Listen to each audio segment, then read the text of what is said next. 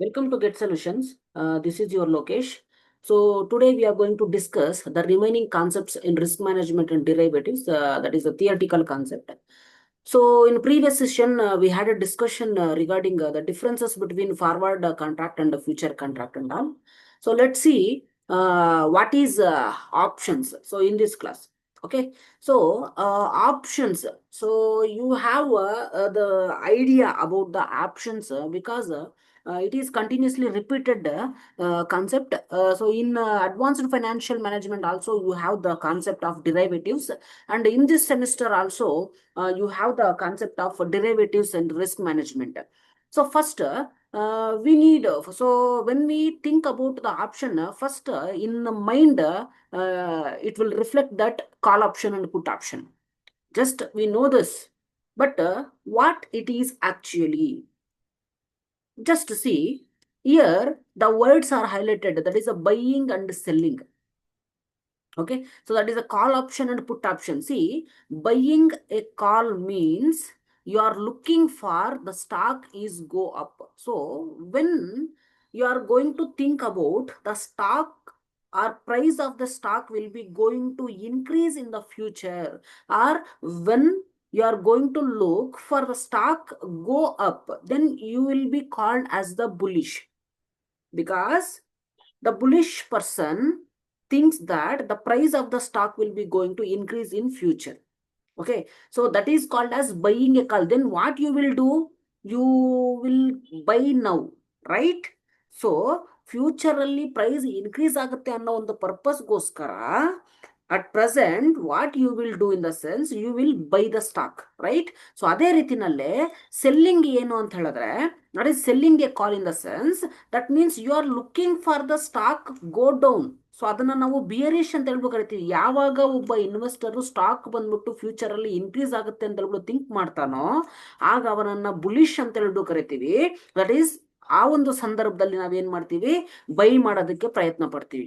So when the investor thinks that the stock price will be going to decrease in the future, then the person is called as bearish person. ಆಗ ಏನ್ ಮಾಡ್ತೀವಿ, future ಅಲ್ಲಿ stock price ಬಿದ್ದೋಗುತ್ತೆ, ಕಡಿಮೆ ಆಗೋಗುತ್ತೆ ಅಂತ ಹೇಳಿದ್ರೆ ಎಲ್ಲಿ profit ಬರೋದಿಲ್ವಾ ಅಂತ ಹೇಳ್ಬಿಟ್ಟು definitely we are going to think that now we need to sell the stock ಅಂತ ಹೇಳ್ಬಿಟ್ಟು ಥಿಂಕ್ ಮಾಡ್ತೀವಿ. ಸೊ ಹಾಗಾಗಿ ಅದನ್ನ ನಾವು ಸೆಲ್ಲಿಂಗ್ ಎ ಕಾಲ್ ಅಂತ ಹೇಳ್ಬಿಟ್ಟು ನಾವು ಹೇಳ್ತೀವಿ.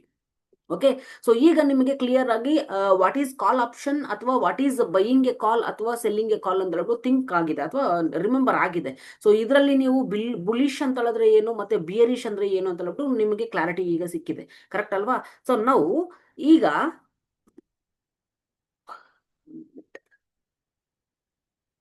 okay, now we need to see the difference, that is different types of the option. So ಇದರಲ್ಲಿ ನಿಮಗೆ ತುಂಬಾ ಟೈಪ್ಸ್ ಆಫ್ ಆಪ್ಷನ್ಸ್ ಬರುತ್ತೆ. ಅದರಲ್ಲಿ ನಾವು ಕೆಲವೊಂದನ್ನ ಡಿಸ್ಕಷನ್ ಮಾಡೋಣ. ದಟ್ ಈಸ್ ಅಮೆರಿಕನ್ ಆಪ್ಷನ್ ಮತ್ತೆ ಯುರೋಪಿಯನ್ ಆಪ್ಷನ್ ಅಂತ ಹೇಳ್ಬಿಟ್ಟು. So what is this American option? American ಆಪ್ಷನ್ಗೂ ಮತ್ತೆ ಯುರೋಪಿಯನ್ ಆಪ್ಷನ್ಗೆ ಇರೋ ಡಿಫ್ರೆನ್ಸ್ ಏನು ಅಂತ ಹೇಳ್ಬಿಟ್ಟು ನಾವಿಲ್ಲಿ ಡಿಸ್ಕಷನ್ ಮಾಡೋದಾದ್ರೆ, ದಟ್ ಈಸ್ ಅಮೆರಿಕನ್ ಆಪ್ಷನ್ ಅಲ್ಲಿ ನೋಡಿ, the stock can be purchased and sold at any time before the contract expiration ಅಂತ ಹೇಳ್ಬಿಟ್ಟು ಇದೆ. ಫಾರ್ ಎಕ್ಸಾಂಪಲ್, ಈಗ ಯಾವುದೋ ಒಂದು ಕಾಂಟ್ರಾಕ್ಟ್ಗೆ ಎಂಟರ್ ಆಗಿರ್ತೀವಿ. ಸೊ ಕಾಂಟ್ರಾಕ್ಟ್ಗೆ ಎಂಟರ್ ಆಗಿದೀವಿ ಅಂತ ಹೇಳಿದ್ರೆ, ಅಸ್ಯೂಮ್ ದ ಟುಡೇ ಈಸ್ 29/8/2025 ಅಂತ ಹೇಳ್ಬಿಟ್ಟು ಅಸಂಪ್ಷನ್ ಮಾಡ್ಕೊಳ್ಳಿ. ಸೊ ಈ ಒಂದು ಡೇಟ್ ಬಂದ್ಬಿಟ್ಟು ಕಾಂಟ್ರಾಕ್ಟ್ ಎಕ್ಸರ್ಸೈಸ್ ಡೇಟ್ ಅಂದ್ರೆ ಡ್ಯೂ ಡೇಟ್. ಕಾಂಟ್ರಾಕ್ಟ್ ಟರ್ಮ್ ಯಾವಾಗ ಮುಗಿಯುತ್ತೆ ಅಂತ ಹೇಳಿದ್ರೆ 29/8/2025 ಮುಗಿಯುತ್ತೆ ಅಂತ ಹೇಳ್ಬಿಟ್ಟು ಅಸಂಪ್ಷನ್ ಮಾಡ್ಕೊಳ್ಳಿ. ಸೊ ಈ ಅಮೆರಿಕನ್ ಆಪ್ಷನ್ ಅಲ್ಲಿ ಏನು ಅಂತ ಹೇಳಿದ್ರೆ, ಇದಕ್ಕಿಂತ ಮುಂಚೆ ಸೊ ಒಬ್ಬ ಇನ್ವೆಸ್ಟರ್ಗೆ ಪರ್ಚೇಸ್ ಮಾಡೋದಕ್ಕೆ ಅಥವಾ ಸೋಲ್ಡ್ ಮಾಡೋದಕ್ಕೆ ರೈಟ್ಸ್ ಇರುತ್ತೆ. Okay, so in the American option A stock can be purchased and sold at any time that is before the contract expire. Contract ಬಂದ್ಬಿಟ್ಟು 29/8/2025 ಎಕ್ಸ್ಪೈರ್ ಆಗುತ್ತೆ ಅಂತ ಆದ್ರೆ, ಸೊ ಇದಕ್ಕಿಂತ ಮುಂಚೆ ಒಬ್ಬ ಇನ್ವೆಸ್ಟರ್ಗೆ ಯಾವಾಗ ಬೇಕಾದ್ರೂ ಪರ್ಚೇಸ್ ಮಾಡಬಹುದು ಅಥವಾ ಯಾವಾಗ ಬೇಕಾದ್ರೂ ಸೋಲ್ಡ್ ಔಟ್ ಮಾಡಬಹುದು. That is a stock can be purchased or sold before the expiration or before the contract expires. ಇದಕ್ಕಿಂತ ಮುಂಚೆ ಏನಾದ್ರು ಕಾಂಟ್ರಾಕ್ಟ್ ನ ಎಕ್ಸರ್ಸೈಸ್ ಮಾಡಿದ್ದಾರೆ ಅಂತ ಹೇಳಿದ್ರೆ, ಪರ್ಚೇಸ್ ಅಥವಾ ಸೇಲ್ ಮಾಡಿದ್ದಾರೆ ಅಂತ ಹೇಳಿದ್ರೆ, ಆ ಒಂದು ಆಪ್ಷನ್ ಯಾವ್ದಲ್ಲಿ ಬರುತ್ತೆ, ಅಮೆರಿಕನ್ ಆಪ್ಷನ್ ಅಂತ ಹೇಳ್ಬಿಟ್ಟು ನಾವು ಕರಿತೀವಿ. C the difference of European option, how it is different from the American option ಅಂತ ಹೇಳಿದ್ರೆ, ಅಮೆರಿಕನ್ ಆಪ್ಷನ್ ಅಲ್ಲಿ ಕಾಂಟ್ರಾಕ್ಟ್ ಟರ್ಮ್ ಯಾವಾಗ ಮುಗಿಯುತ್ತೋ ಅದ್ರ ಒಳಗಡೆ ಎಕ್ಸರ್ಸೈಸ್ ಮಾಡೋದಕ್ಕೆ ಅಲೋ ಮಾಡುತ್ತೆ. But in case of European option U C A stock can be purchased and sold on the day the contract expire. So for example ಈಗ 29/8/2025 expire ಆಗುತ್ತೆ ಅಂತ ಹೇಳಿದ್ರೆ ಆ ದಿನಾನೇ ಪರ್ಚೇಸ್ ಮಾಡಬೇಕು ಅಥವಾ ಸೋಲ್ಡ್ ಔಟ್ ಮಾಡಬೇಕು. That is comes under European option. But American option ಅಲ್ಲಿ ಅದಕ್ಕಿಂತ ಮುಂಚೆ ಅಂತ ಹೇಳ್ಬಿಟ್ಟು ನಾವು ರಿಮೆಂಬರ್ ಮಾಡ್ಕೋಬೇಕು. Okay, so this is the major difference in American option versus European option. So keep it in mind. ಇದು ನಿಮಗೆ ಜನರಲ್ ಆಗಿ 2 ಮಾರ್ಕ್ಸ್ಗೆ ಕೇಳೋ ಚಾನ್ಸಸ್ ಇರುತ್ತೆ. ಓಕೆ, ನಾವು let's see the other types of options. So ಇದು ಅಷ್ಟೇ ನಿಮಗೆ ವೆನಿಲಾ ಆಪ್ಷನ್ ಅಂತ ಹೇಳ್ಬಿಟ್ಟು there is no generally it is defined, that is a vanilla option ಅಂತ ಹೇಳ್ಬಿಟ್ಟು ಜನರಲ್ ಆಗಿ ಏನು ಡಿಫೈನ್ ಮಾಡಿಲ್ಲ, because it is comes under part of option. See the vanilla option or it is also called as plain vanilla option ಅಂತ ಹೇಳ್ಬಿಟ್ಟು ನಾವು ಕರಿತೀವಿ. ಇದು ಏನು ಅಂತ ಹೇಳಿದ್ರೆ this will give the traders right to buy or sell the foreign exchange and other asset at predetermined price in the future. Okay, so predetermined ಈಗಾಗಲೇ fix up ಆಗಿರೋ ಪ್ರೈಸ್ಗೆ ಫ್ಯೂಚರ್ ಅಲ್ಲಿ ಪರ್ಚೇಸ್ ಮಾಡೋದಕ್ಕೆ ಮತ್ತೆ ಸೆಲ್ ಮಾಡೋದಕ್ಕೆ ಈ ಒಂದು ವೆನಿಲಾ ಆಪ್ಷನ್ ಬಂದ್ಬಿಟ್ಟು ಒಬ್ಬ ಇನ್ವೆಸ್ಟರ್ಗೆ ಹೆಲ್ಪ್ ಮಾಡುತ್ತೆ. Okay, here the plain vanilla option is a financial instrument because it is comes under the derivative. ಅದಕ್ಕಾಗಿ ಇದನ್ನ ನಾವು ಫೈನಾನ್ಷಿಯಲ್ ಇನ್ಸ್ಟ್ರೂಮೆಂಟ್ ಅಂತ ಹೇಳ್ಬಿಟ್ಟು ಕರಿತೀವಿ. ಇದು this will allow the holders or investors to buy or sell and underlying asset. ಈ ಒಂದು vanilla option ಸಹ ಒಬ್ಬ ಇನ್ವೆಸ್ಟರ್ಗೆ ಅಥವಾ ಹೋಲ್ಡರ್ಗೆ ಸ್ಟಾಕ್ ನ ಹೋಲ್ಡ್ ಮಾಡೋದಕ್ಕೆ ಅಂದ್ರೆ ಬೈ ಮಾಡೋದಕ್ಕೆ ಅಥವಾ ಸೆಲ್ ಮಾಡೋದಕ್ಕೆ ಇದು ಅಲೋ ಮಾಡುತ್ತೆ. See at a pre arranged price. So forward market ಅಲ್ಲಿ ಯಾವ ರೀತಿನಲ್ಲಿ ಪ್ರೀ ಅರೇಂಜ್ಡ್ ಅಥವಾ ಪ್ರೀ ಡಿಟರ್ಮೈಂಡ್ ಆಗಿರುತ್ತೋ ಆ ರೀತಿಯಲ್ಲಿ ಪ್ರೀ ಡಿಟರ್ಮೈನ್ಡ್ ಪ್ರೈಸ್ಗೆ ಒಂದು within a given period of time ಅಲ್ಲಿ ಈ ವೆನಿಲಾ ಆಪ್ಷನ್ ನ ಬೈ ಮಾಡೋದಕ್ಕೆ ಅಥವಾ ಸೆಲ್ ಮಾಡೋದಕ್ಕೆ ಹೆಲ್ಪ್ ಮಾಡುತ್ತೆ. And this and you see the holder ಅಥವಾ investor owns the right to transaction but does not necessarily have an obligation to exercise it. So ಈ ಒಂದು ವೆನಿಲಾ ಆಪ್ಷನ್ ಬಂದ್ಬಿಟ್ಟು ಹೋಲ್ಡರ್ಗೆ rights ನ ಕೊಡುತ್ತೆ, ಬಟ್ ನಾಟ್ ಯಾವುದೇ ರೀತಿನಲ್ಲೂ ಸಹ ಅದನ್ನ ಎಕ್ಸರ್ಸೈಸ್ ಮಾಡೋದಕ್ಕೆ ಅದು ರೈಟ್ಸ್ ನ ಕೊಡೋದಿಲ್ಲ at a pre determined price ಅಂತ ಹೇಳ್ಬಿಟ್ಟು ನಾವು ಹೇಳ್ತೀವಿ. So this is called as vanilla option. And you see the definition of the plain vanilla comes from the idea that option has no special features and meaning. Okay, so it is a part of option, so we need to consider. So vanilla option gives the rights to the trader in case of that is a buy or sell in the foreign exchange and other assets at a predetermined price in the future ಅಂತ ಹೇಳ್ಬಿಟ್ಟು ನಾವು remember ಮಾಡ್ಕೊಂಡ್ರೆ ಸಾಕು. Okay, ನಾವು U see that is exotic option ಅಂತ ಹೇಳ್ಬಿಟ್ಟು. So ಇದು ಅಷ್ಟೇ ನೀವು just glance that exotic option ಅಂದ್ರೆ ಏನು ಅಂತ ಹೇಳ್ಬಿಟ್ಟು. So here the exotic options are the option contract that differ from the traditional options. ಅಂದ್ರೆ ಟ್ರೆಡಿಷನಲ್ ಆಗಿ ಏನ್ ಆಪ್ಷನ್ಸ್ ಇರುತ್ತೋ ಅದಕ್ಕಿಂತ ಡಿಫ್ರೆಂಟ್ ಆಗಿ ಇದೆ. ಸೊ ಯಾವುದ್ರಲ್ಲಿ ಡಿಫ್ರೆಂಟ್ ಆಗಿದೆ ಅಂತ ಹೇಳಿದ್ರೆ ಒಂದು ಪೇಮೆಂಟ್ ಮಾಡೋ ಸ್ಟ್ರಕ್ಚರಲ್ ಆಗಿರಬಹುದು ಅಥವಾ ಎಕ್ಸ್ಪೈರೇಷನ್ ಡೇಟ್ಸ್ ಗಳಲ್ಲಾದ್ರೂ ಆಗಿರಬಹುದು ಅಥವಾ ಎಕ್ಸರ್ಸೈಸ್ ಪ್ರೈಸ್ ಅಥವಾ ಸ್ಟ್ರೈಕ್ ಪ್ರೈಸಸ್ ಗಳಲ್ಲಿ ಡಿಫ್ರೆಂಟ್ ಆಗಿದೆ. ಓಕೆ, ಒಂದೊಂದು ಆಪ್ಷನ್ ಒಂದೊಂದು ರೀತಿಯಲ್ಲಿ ನಾವು ಎಕ್ಸರ್ಸೈಸ್ ಮಾಡ್ತೀವಿ. ಒಂದೊಂದು ರೀತಿಯಲ್ಲಿ ಬೈ ವ್ಯಾಲ್ಯೂ ಮತ್ತೆ ಸೆಲ್ ವ್ಯಾಲ್ಯೂ ಮತ್ತೆ ಪ್ರಿಡಿಟರ್ಮೈನ್ಡ್ ವ್ಯಾಲ್ಯೂ ಕಾಂಟ್ರಾಕ್ಟ್ ಅಗ್ರಿಮೆಂಟ್ಸ್ ಡಿಫ್ರೆಂಟ್ ಆಗಿರುತ್ತೆ. ಸೊ ಹೇಗೆ ಅಂತ ಹೇಳಿದ್ರೆ 1 minute.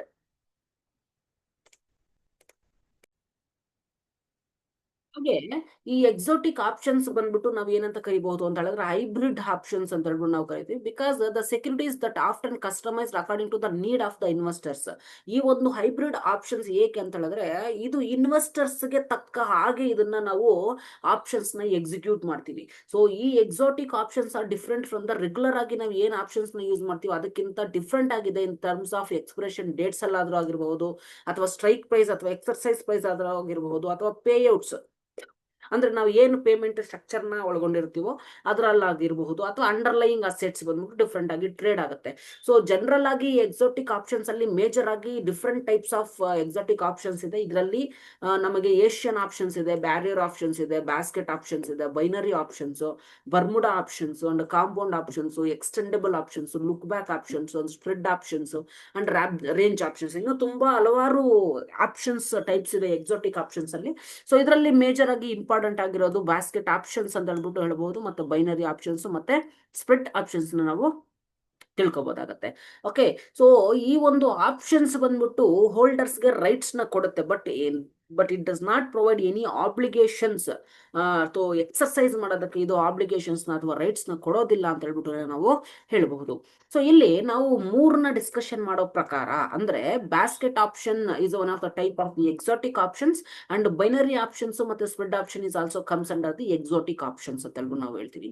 ಏನಿದು basket options? The name only indicates that it is a type of the financial derivatives where the underlying asset is a group. ಯಾವ ಒಂದು situation ಅಲ್ಲಿ ಒಂದು ಬಂಚ್ ಆಫ್ ಅಂಡರ್ಲೈಯಿಂಗ್ ಅಸೆಟ್ಸ್ ನ ನಾವು ಟ್ರೇಡ್ ಮಾಡ್ತೀವಿ, ಆರ್ ಕಮಾಡಿಟೀಸ್ ಅಥವಾ securities ಅಥವಾ currencies, ಅಂದ್ರೆ ಬಂಚ್ ಆಫ್ ಸೆಕ್ಯೂರಿಟೀಸ್ ಅಥವಾ bunch of underlying assets at A time ನಾವು ಎಕ್ಸಿಕ್ಯೂಟ್ ಮಾಡ್ತೀವಿ ಅಥವಾ at A time contract enter ಆಗ್ತೀವಿ. ಅಂತಹ ಒಂದು ಆಪ್ಷನ್ಸ್ ಏನಾದ್ರು ಪರ್ಚೇಸ್ ಅಥವಾ ಸೇಲ್ ಏನಾದ್ರು ಮಾಡಿದ್ರೆ that is called as basket option ಅಂತ ಹೇಳ್ಬಿಟ್ಟು ಕರಿತೀವಿ. ಸಿ ಅದರ options, that is basket options ಬಂದ್ಬಿಟ್ಟು ಇದು it gives the holder right. ಇದು ಹೋಲ್ಡರ್ ಅಥವಾ ಇನ್ವೆಸ್ಟರ್ಸ್ ಗೆ ರೈಟ್ ನ ಕೊಡುತ್ತೆ, ಬಟ್ ನಾಟ್ ಆಬ್ಲಿಗೇಷನ್ಸ್ ನ ಇದು ಕೊಡೋದಿಲ್ಲ. ಟು ಏನಕ್ಕೆ ಕೊಡೋದಿಲ್ಲ ಅಂತ ಹೇಳಿದ್ರೆ to buy or sell the basket at a specific price. ಕೆಲವೊಂದು ಸ್ಪೆಸಿಫಿಕ್ ಪ್ರೈಸ್ ಗೆ on or before the certain date ಒಳಗಡೆ ಇದು ಆಬ್ಲಿಗೇಷನ್ಸ್ ನ ಅಂದ್ರೆ ಆ ಒಂದು ವಿತ್ ಇನ್ ಡ್ಯೂರೇಷನ್ ಪೀರಿಯಡ್ ಅಲ್ಲಿ ಇದನ್ನ ಸೆಲ್ ಮಾಡಬಹುದು ಅಥವಾ ಬೈ ಮಾಡಬಹುದು ಅಂತ ಯಾವುದೇ ರೀತಿನಲ್ಲೂ ಸಹ ಇದು ಆಬ್ಲಿಗೇಷನ್ಸ್ ನ ಸೆಟ್ ಮಾಡಿರೋದಿಲ್ಲ ಬಾಸ್ಕೆಟ್ ಆಪ್ಷನ್.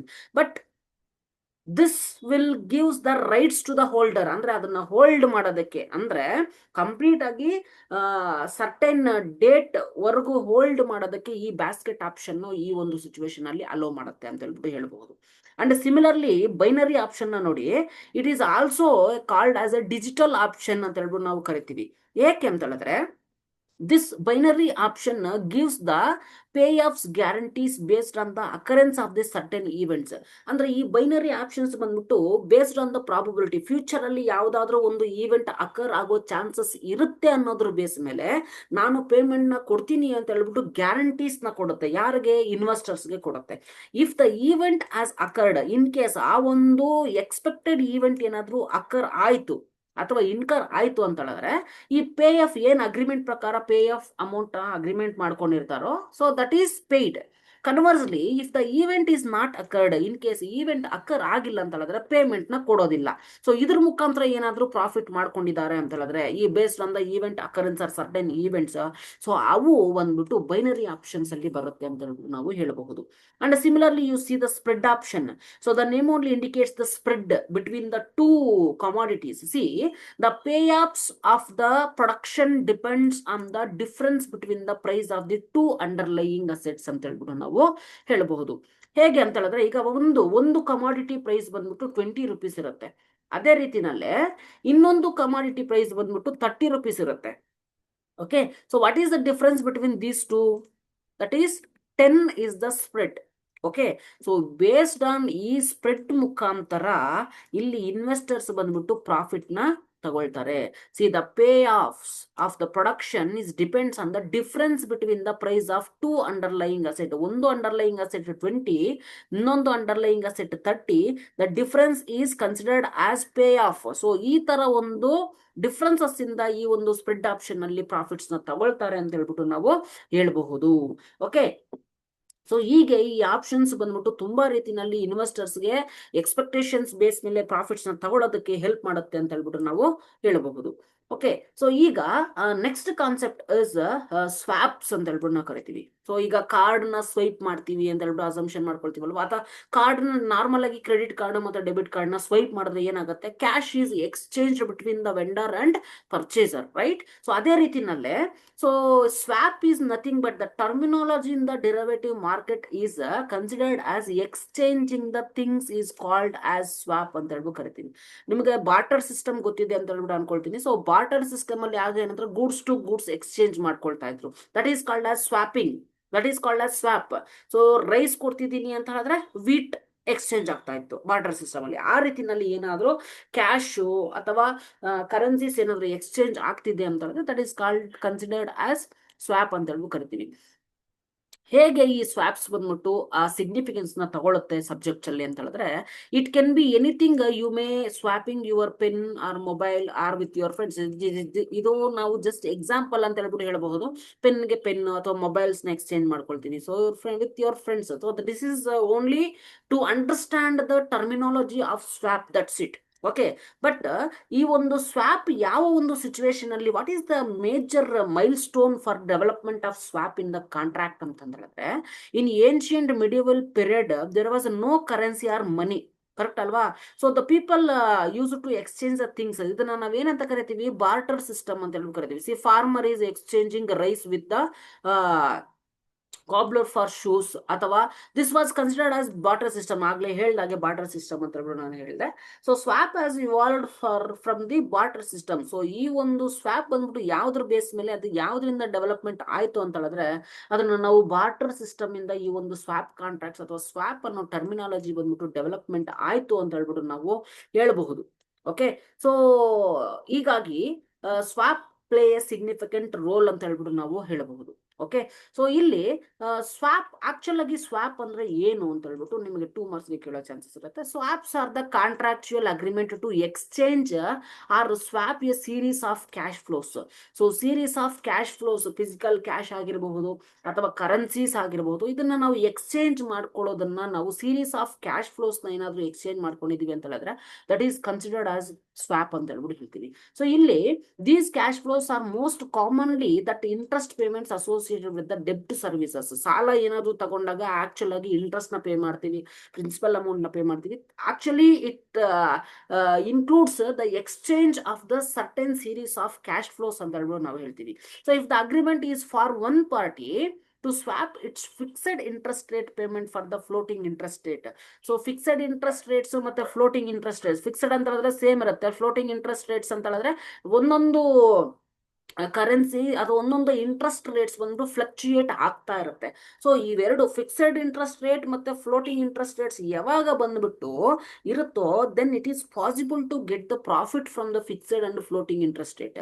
ಸೊ ಈಗ ಒಂದು ಕಂಟ್ರಿನಲ್ಲಿ ಯಾವಾಗ್ಲೂ ಇಂಟ್ರೆಸ್ಟ್ 10% ಇದೆ, ಇನ್ನೊಂದು ಕಂಟ್ರಿನಲ್ಲಿ ಒಂದು ಸರಿ 9% ಆಗಬಹುದು, ಇನ್ನೊಂದು ಸರಿ 20% ಆಗಿರಬಹುದು. Then that is called as floating interest rates. So ಯಾವಾಗೂ 10% ಇದೆ ಅಂತ ಹೇಳಿದ್ರೆ there is a possibility of making a profit between the fixed and floating interest rates ಅಂತ ಹೇಳ್ಬಿಟ್ಟು ನಾವು ಅಸಂಪ್ಷನ್ ತಗೊಳ್ತೀವಿ. ಕರೆಕ್ಟ್ ಅಲ್ವಾ? ಸೊ ಇಲ್ಲೂ 10%, ಅಲ್ಲೂ 10% ಅಂತ ಹೇಳಿದ್ರೆ ಇಟ್ ಈಸ್ ನಾಟ್ ಪಾಸಿಬಲ್ ಅಂತ ಹೇಳಿದ್ರೆ there is no more profit. So ಯಾವಾಗ fixed interest rates, floating interest rates fluctuate ಆಗ್ತಾ ಇರತ್ತೋ, ಆ ಒಂದು ಸಿಚುವೇಶನ್ ಅಲ್ಲಿ ಮಾತ್ರ ನಾವು ಇಂಟ್ರೆಸ್ಟ್ ನ ತಗೋಬಹುದು, ಅಂದ್ರೆ ಪ್ರಾಫಿಟ್ ನ ತಗೋಬಹುದು ಅಂತ ಹೇಳ್ಬಿಟ್ಟು ನಾವು ಹೇಳ್ತೀವಿ. ಓಕೆ. ಅಂದ್ರೆ ಒಂದು ಕರೆನ್ಸಿ ಜೊತೆಗೆ ಇನ್ನೊಂದು ಕರೆನ್ಸೀಸ್ ನ ನಾವು ಇಂಟ್ರೆಸ್ಟ್ ರೇಟ್ಸ್ ಗೆ ಏನಾದ್ರು ಎಕ್ಸ್ಚೇಂಜ್ ಮಾಡ್ಕೊಳ್ತೀವಿ ಅಂತಂದ್ರೆ it helps to earn the more profit. So if the agreement is a swap currencies ಡೆಬ್ಟ್ services obligations, it is termed as a currency swap. ಅಂದ್ರೆ ಇನ್ ಕೇಸ್ ಅಗ್ರಿಮೆಂಟ್ ಏನಾದ್ರೂ currencies ನ exchange ಮಾಡ್ಕೊಳ್ಳೋದಾಗಿದ್ರೆ, in case of ಸಾಲದ ಅಥವಾ ಡೆಬ್ಟ್ service obligations ಅಲ್ಲಿ, that is called as currency swap, because we are exchanging the currency. So currencies ನ exchange ಮಾಡ್ಕೊಂಡಿದೀವಿ ಅಂತ ಹೇಳಿದ್ರೆ ಕರೆನ್ಸಿ ಸ್ವಾಪ್ ಅಂತ ಹೇಳಿ ಕರಿತೀವಿ. ಓಕೆ. ಸೊ ಇಲ್ಲಿ A single swap May combine the elements of both interest rates ಅಥವಾ ಕರೆನ್ಸಿ ಸ್ವಾಪ್ಸ್. ಇಂಟ್ರೆಸ್ಟ್ ನ ಪೇ ಮಾಡ್ತಿದೀವಿ ಅಂತ ಹೇಳಿದ್ರೆ ಇಂಟ್ರೆಸ್ಟ್ ರೇಟ್ಸ್ ಏನಾದ್ರು ಎಕ್ಸ್ಚೇಂಜ್ ಆಗ್ತಿದೆ ಅಂತಂದ್ರೆ ಇಂಟ್ರೆಸ್ಟ್ ಸ್ವಾಪ್. ಕರೆನ್ಸೀಸ್ ಏನಾದ್ರು ಆಕ್ಚುಲ್ ಆಗಿ ಎಕ್ಸ್ಚೇಂಜ್ ಆಗ್ತಿದೆ ಅಂತಂದ್ರೆ it is considered as currency swap ಅಂತ ಹೇಳ್ಬಿಟ್ಟು ನಾವು ಹೇಳ್ತೀವಿ. ಓಕೆ. ನಾವು ಕ್ಲಾಸಿಫಿಕೇಶನ್ಸ್ ಆಫ್ ಡಿರೈವೇಟಿವ್ಸ್ ನಾವು ತಿಳ್ಕೊಬೇಕಾಗತ್ತೆ. ಓಕೆ. ಸೊ ಇಲ್ಲಿ classifications of derivatives can be classified into major 3 categories ನಲ್ಲಿ ಕ್ಯಾಟಗರೈಸ್ ಮಾಡಿದ್ದಾರೆ. ಸೊ ಮೊದಲನೇದಾಗಿ ಬಂದ್ಬಿಟ್ಟು based on linear and non linear characteristics ಮತ್ತೆ ಫ್ರೇಮ್ ವರ್ಕ್ ಬೇಸ್ ಮೇಲೆ. ಏನಿದು ಲೀನಿಯರ್ ಡಿರೈವೇಟಿವ್ಸ್ ಅಂತ ಹೇಳಿದ್ರೆ, these derivatives whose value is depends linearly on the underlying value. ಅಂದ್ರೆ ಇವಾಗ ಒಂದು ಕಮಾಡಿಟಿ ವ್ಯಾಲ್ಯೂ ಏನಾದರೂ ಇನ್ಕ್ರೀಸ್ ಆಯ್ತು ಅಂತ ಹೇಳಿದ್ರೆ ಇನ್ನೊಂದು commodity value is also increases. ಒಂದು ಕಮಾಡಿಟಿ ವ್ಯಾಲ್ಯೂ ಡಿಕ್ರೀಸ್ ಆಯ್ತು ಅಂತ ಹೇಳಿದ್ರೆ ಇನ್ನೊಂದು commodity value is also going to decrease. This is called as linear proportionality ಅಥವಾ ಲೀನಿಯರ್ ಕ್ಯಾರೆಕ್ಟರಿಸ್ಟಿಕ್ಸ್ ಅಂತ ಹೇಳ್ಬಿಟ್ಟು ನಾವು ಕರಿತೀವಿ. ಸೊ ಹಾಗಾಗಿ ಲೀನಿಯರ್ ಡಿರೈವೇಟಿವ್ಸ್ ಅಂತ ಹೇಳಿದ್ರೆ ದೋಸ್ derivatives whose values depends on the linearly on the underlying value ಅಂತ ಹೇಳ್ಬಿಟ್ಟು ನಾವು ಹೇಳ್ತೀವಿ. ಸೊ ಇದರಲ್ಲಿ ಬರೋ ಒಂದು ಕಾಂಟ್ರಾಕ್ಟ್ಸ್ ಯಾವುದು ಅಂತ ಹೇಳಿದ್ರೆ ಫಾರ್ವರ್ಡ್ ಕಾಂಟ್ರಾಕ್ಟ್, ಫ್ಯೂಚರ್ ಕಾಂಟ್ರಾಕ್ಟ್ ಮತ್ತು ಸ್ವಾಪ್ ಕಾಂಟ್ರಾಕ್ಟ್ ಅಂತ ಹೇಳ್ಬಿಟ್ಟು ಎಕ್ಸಾಂಪಲ್ಸ್ ನ ಬರೀಬಹುದು. ಅದೇ ರೀತಿನಲ್ಲಿ ನಾನ್ ಲೀನಿಯರ್ ಅಂತ ಹೇಳಿದ್ರೆ, ಈಗ ಒಂದು ಕಮಾಡಿಟಿ ಪ್ರೈಸ್ ಏನಾದರೂ ಇನ್ಕ್ರೀಸ್ ಆಗುತ್ತೆ ಅಂತ ಹೇಳಿದ್ರೆ ಇನ್ನೊಂದು ಕಮಾಡಿಟಿ ಮೇಲೆ ಯಾವುದೇ ರೀತಿಯಲ್ಲಿ ಎಫೆಕ್ಟ್ ಆಗೋದಿಲ್ಲ ಅದು. ಸೊ ಅದು ಈಗ ಅದು ಸೇಮೇ ಇರುತ್ತೆ. ಓಕೆ, ಅದು ಇನ್ಕ್ರೀಸ್ ಆದ್ರೂ ಆಗಿರ್ಲಿ ಅಥವಾ ಡಿಕ್ರೀಸ್ ಆದ್ರೂ ಆಗಿರ್ಲಿ, ಸೊ ಈ ಒಂದು ಅಂಡರ್ಲೈಯಿಂಗ್ ಅಸೆಟ್ ಅದು ಈ ಒಂದು ಕಮಾಡಿಟಿ ಬಂದ್ಬಿಟ್ಟು ಯಾವುದೇ ರೀತಿಯಲ್ಲಿ ಎಫೆಕ್ಟ್ ಮಾಡೋದಿಲ್ಲ. Okay, so that is called, ಅಂತಹ ಒಂದು ಕಮಾಡಿಟೀಸ್ ನಾವು ಏನಂತ ಕರಿತೀವಿ, ನಾನ್ ಲೀನಿಯರ್ ಕಮಾಡಿಟೀಸ್ ಅಥವಾ ನಾನ್ ಲೀನಿಯರ್ ಡಿರೈವೇಟಿವ್ಸ್ ಅಂತ ಹೇಳಿ ಕರಿತೀವಿ. C those derivatives whose value is not depends linearly on the underlying assets or value, then it is called as non linear derivatives ಅಂತ ಹೇಳಿ ಕರಿತೀವಿ. ಅದಕ್ಕೆ ಬೆಸ್ಟ್ ಎಕ್ಸಾಂಪಲ್ ಅಂತ ಹೇಳಿದ್ರೆ ಆಪ್ಷನ್ಸ್. ಈ ಆಪ್ಷನ್ಸ್ ಅಲ್ಲಿ ಯಾವುದೇ ರೀತಿನಲ್ಲೂ ಎಫೆಕ್ಟ್ ಆಗೋದಿಲ್ಲ, but forward price, future price ಮತ್ತೆ ಸ್ವಾಪ್ಸ್ ಅಲ್ಲಿ ಬಂದ್ಬಿಟ್ಟು ಚೇಂಜಸ್ ಆಗ್ತಾ ಇರುತ್ತೆ. ಓಕೆ, ಸೊ ಒಂದು ಕಮಾಡಿಟಿ ಇನ್ಕ್ರೀಸ್ ಆದ್ರೆ ಇನ್ನೊಂದು ಕಮಾಡಿಟಿ ಡಿಕ್ರೀಸ್ ಆಗೋದು, ಒಂದು ಕಮಾಡಿಟಿ ಇನ್ಕ್ರೀಸ್ ಆದ್ರೆ ಇನ್ನೊಂದು ಕಮಾಡಿಟಿ ಇನ್ಕ್ರೀಸ್ ಆಗೋದು, ಈ ತರ ಫ್ಲಕ್ಚುಯೇಷನ್ಸ್ ಅಥವಾ ಇನ್ಕ್ರೀಸ್ ಅಥವಾ ಡಿಕ್ರೀಸ್ ಆಗ್ತಾ ಇರುತ್ತೆ. ಸೊ ಅಂತಹ ಒಂದು ಕಮಾಡಿಟೀಸ್ ನಾವು ಲೀನಿಯರಿಟಿ ಮತ್ತೆ ನಾನ್ ಲೀನಿಯಾರಿಟಿ ಅಂತ ಹೇಳ್ಬಿಟ್ಟು ನಾವು ಕರಿತೀವಿ. And similarly based on the financial and non financial derivatives. ಏನಿದು ಫಿನಾನ್ಷಿಯಲ್ ಡಿರೈವೇಟಿವ್ಸ್ ಅಂತ ಹೇಳಿದ್ರೆ, just you observe here, the financial derivatives are those derivatives which are financial in nature. ಯಾವ ಒಂದು ಕಮಾಡಿಟಿ ಡಿರೈವೇಟಿವ್ಸ್ ಬಂದ್ಬಿಟ್ಟು ಫಿನಾನ್ಷಿಯಲ್ ಇನ್ ನೇಚರ್ ಆಗಿರುತ್ತೋ ಅಂತಹ ಒಂದು commodities ನಾವು ಫಿನಾನ್ಷಿಯಲ್ ಡಿರೈವೇಟಿವ್ಸ್ ಅಂತ ಹೇಳಿ ಕರಿತೀವಿ. ಸೊ ಯಾವ ಒಂದು ಕಮಾಡಿಟೀಸ್ ನಾನ್ ಫಿನಾನ್ಷಿಯಲ್ ಆಗಿರುತ್ತೋ ಅಂದ್ರೆ ನಾನ್ ಫಿನಾನ್ಷಿಯಲ್ ಇನ್ ನೇಚರ್ ಆಗಿರುತ್ತೋ ಅದನ್ನ ನಾವು ನಾನ್ ಫಿನಾನ್ಷಿಯಲ್ ಡಿರೈವೇಟಿವ್ಸ್ ಅಂತ ಹೇಳ್ಬಿಟ್ಟು ನಾವು ಕರಿತೀವಿ. ಸೊ ಒಂದು ಎಕ್ಸಾಂಪಲ್ ಕೊಡೋದಾದ್ರೆ, ಯಾಕಂತ ಹೇಳಿದ್ರೆ ಇದು ಎಕ್ಸಾಂಪಲ್ಸ್ ಫಾರ್ ಫಿನಾನ್ಷಿಯಲ್ ಡಿರೈವೇಟಿವ್ಸ್ ಅಂತ ಹೇಳಿದ್ರೆ ಫ್ಯೂಚರ್ ಕಾಂಟ್ರಾಕ್ಟ್ ಆಗಿರ್ಬೋದು, forward contract, option contract, swap contract ಆಗಿರ್ಬೋದು. Because it is completely deals in the financial based. Okay, so non financial derivatives ಅಂತ ಹೇಳಿದ್ರೆ ಕಮಾಡಿಟಿ ಡಿರೈವೇಟ್ ಆಗಿರಬಹುದು ಅಥವಾ ವೆದರ್ ಡಿರೈವೇಟಿವ್ಸ್, ವೆದರ್ಸ್ ಬೇಸ್ ಮೇಲೆ ನಾವು ಪ್ರಿಡಿಕ್ಟ್ ಮಾಡ್ತೀವಿ. ಫಾರ್ ಎಕ್ಸಾಂಪಲ್ ಇಲ್ಲಿ ವೆದರ್ ಡಿರೈವೇಟಿವ್ಸ್ ಅಂತ ಹೇಳಿದ್ರೆ a company in the energy sector ನ ತಗೊಂಡಾಗ may enter into the weather derivative contract that pays out of the temperature during the summer is above the certain threshold ಅಂತ ಹೇಳ್ಬಿಟ್ಟು ನಾವು ಹೇಳ್ತೀವಿ. As this could be increase demand for the electricity. ಅಂದ್ರೆ commodities exchange ಆಗುತ್ತೆ, there is no financial matter here. Okay, so ಅದೇ ರೀತಿನಲ್ಲಿ real estate derivatives ಆಗಿರಬಹುದು ಅಥವಾ ಎನರ್ಜಿ ಡಿರೈವೇಟಿವ್ಸ್ ಆಗಿರಬಹುದು. So there is a purpose to manage the price fluctuations in energy commodities, ಅಥವಾ in case real estate ಅಂತ ಹೇಳಿದ್ರೆ to gain exposure to real estate market movement without owning the property ಅಂತ ಹೇಳ್ಬಿಟ್ಟು ಹೇಳ್ಬೋದು. And weather derivative ಅಂತ ಹೇಳಿದ್ರೆ to hedge against weather related risks affecting the business operations. ಈ weather derivatives contract ಅಲ್ಲಿ enter ಆಗಬಹುದು, ಮಳೆ ಹಾನಿ ಆಗಿರೋದ್ರಿಂದ. ಸೊ ಈ ರೀತಿನಲ್ಲಿ ಕಾಂಟ್ರಾಕ್ಟ್ಸ್ ಅಲ್ಲಿ ನಾವು ನಾನ್ ಫಿನಾನ್ಷಿಯಲ್ ಆಗಿ ಏನಾದ್ರು ಡಿಸೈಡ್ ಮಾಡ್ತೀವಿ ಅಥವಾ ಕಾಂಟ್ರಾಕ್ಟ್ ಎಂಟರ್ ಆಗ್ತೀವಿ ಅಂತ ಹೇಳಿದ್ರೆ that is called as non financial derivatives ಅಂತ ಹೇಳ್ಬಿಟ್ಟು ನಾವು ಹೇಳ್ತೀವಿ. Okay, so similarly on the basis of market where they trade, ಎಲ್ಲಿ ಅದು ಟ್ರೇಡ್ ಆಗುತ್ತೆ ಅನ್ನೋದ್ರ ಬೇಸ್ ಮೇಲೆ ಡಿರೈವೇಟಿವ್ಸ್ ನ ಸೆಗ್ರಿಗೇಟ್ ಮಾಡಿದೆ.